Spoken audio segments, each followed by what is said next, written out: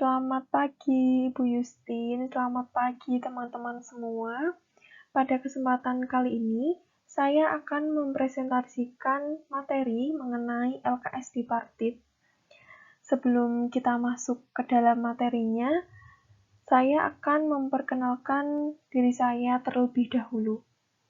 Perkenalkan, nama saya Lisa Safaah dengan NIM 212020-121. Oke, kita mulai saja.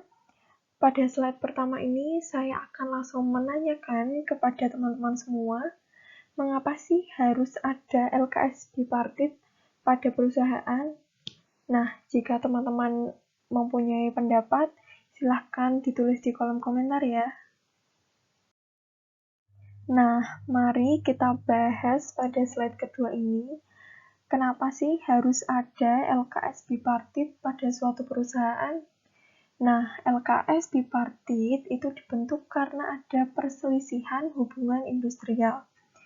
Perselisihan hubungan industrial adalah perbedaan pendapat yang mengakibatkan pertentangan antara pengusaha atau gabungan pengusaha dengan pekerja atau buruh atau serikat pekerja atau serikat buruh. Karena adanya perselisihan mengenai hak, perselisihan kepentingan, perselisihan pemutusan hubungan kerja, dan perselisihan antar serikat pekerja atau serikat buruh dalam suatu perusahaan. Selanjutnya, kita akan membahas mengenai definisi LKS Bipartit. Perundingan bipartit adalah perundingan yang dilakukan oleh dua belah pihak, baik itu antara pengusaha dan pekerja, maupun pengusaha dan serikat pekerja atau serikat buruh yang terdapat di dalam suatu perusahaan. Berdasarkan Undang-Undang Nomor 2 Tahun 2004 tentang penyelesaian perselisihan hubungan industrial atau PPHI, perundingan ini pada intinya menekankan jalur perdamaian atau kekeluargaan melalui musyawarah untuk mencapai mufakat dalam PPHI. Lalu selanjutnya, lembaga kerjasama dalam bipartit.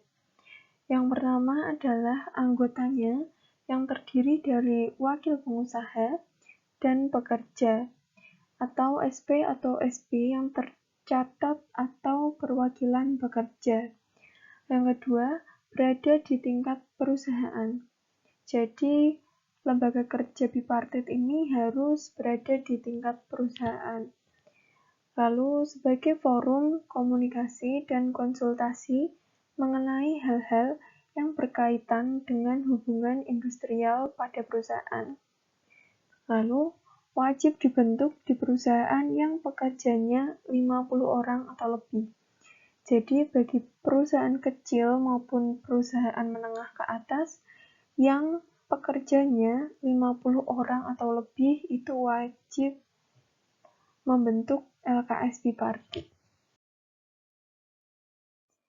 Nah, lalu kita akan membahas mekanisme apa yang dilakukan oleh bipartit dalam menyelesaikan perselisihan hubungan industrial.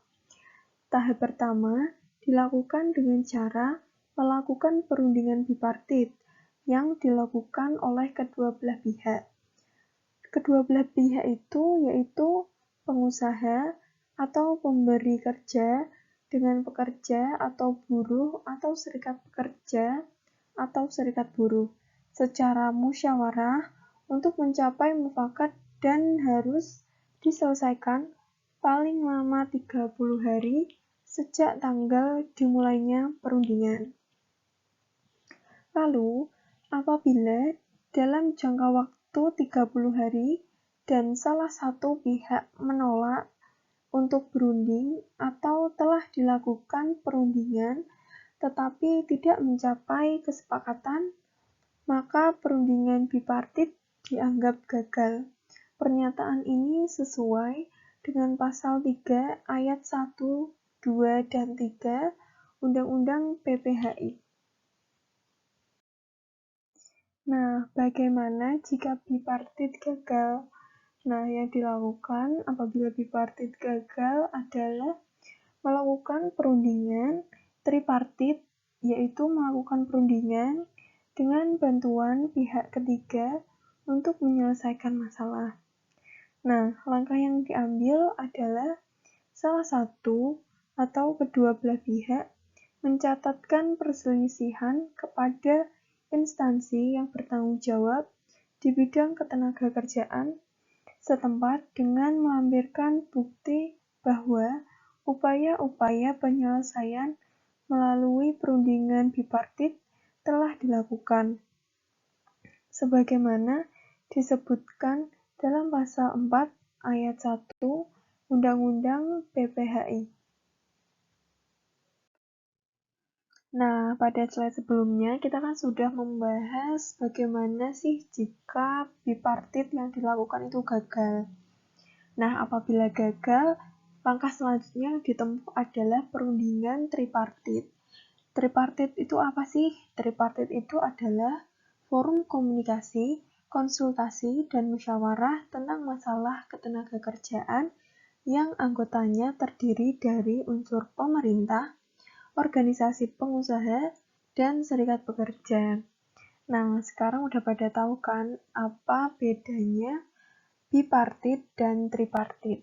Kalau bipartit itu di dalam anggotanya itu cuma ada dua, yaitu organisasi pengusaha dan serikat pekerja.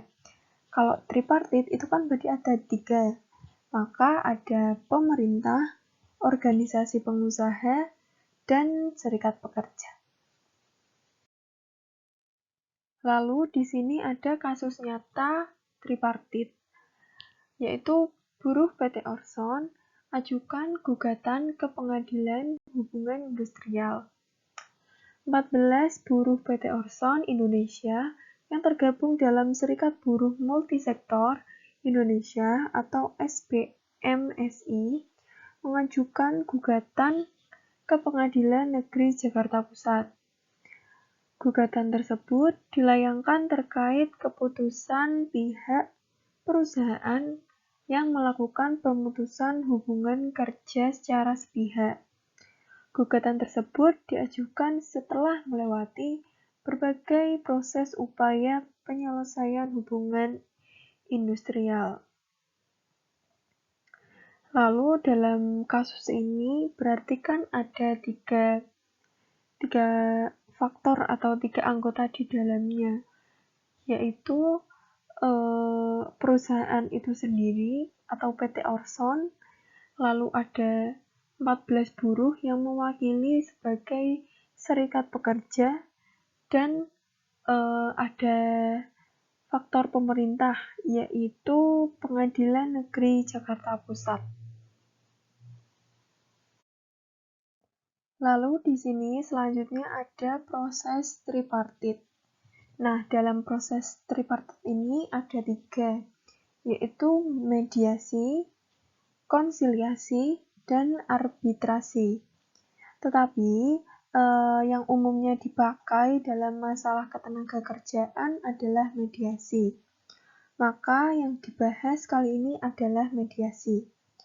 Nah, mediasi ini melibatkan tiga pihak, yakni karyawan, perusahaan, dan Dinas Tenaga Kerja.